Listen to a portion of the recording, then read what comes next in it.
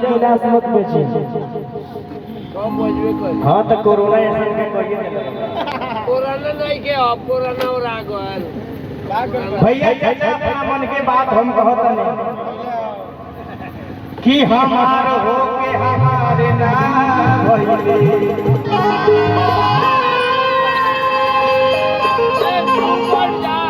अगर हमारा रहती तो बैठ जाती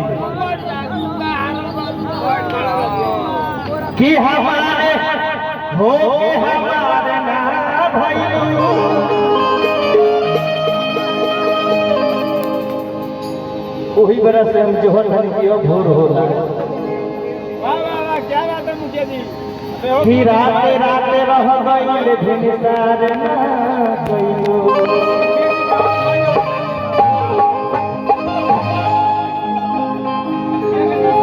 कि हमारा जिंदगी के का पूछे बारू ए भौजी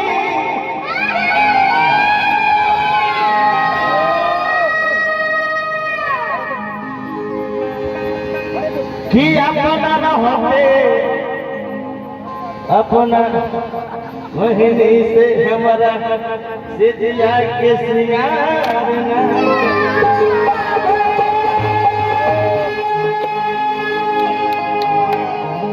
भारत पे आती गौजा हर बलमा को वो विदेश नहीं बढ़े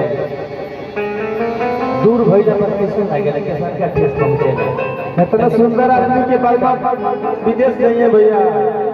रंजन भैया है कि पटना से बाजे बबलवती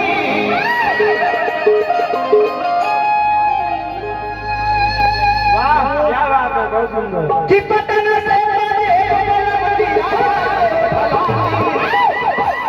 अरे मना इधर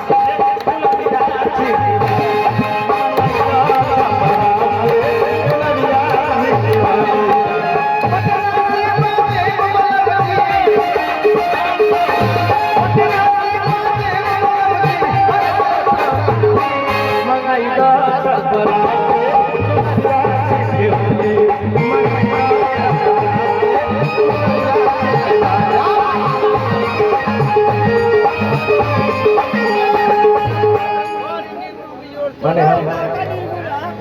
हम कैसा गा गाने अमित बाबू पूरा खा ले रहे हैं बहुत सुंदर भैया बहुत सुंदर जवाब लीजिए लेकिन वो भाव ना हो।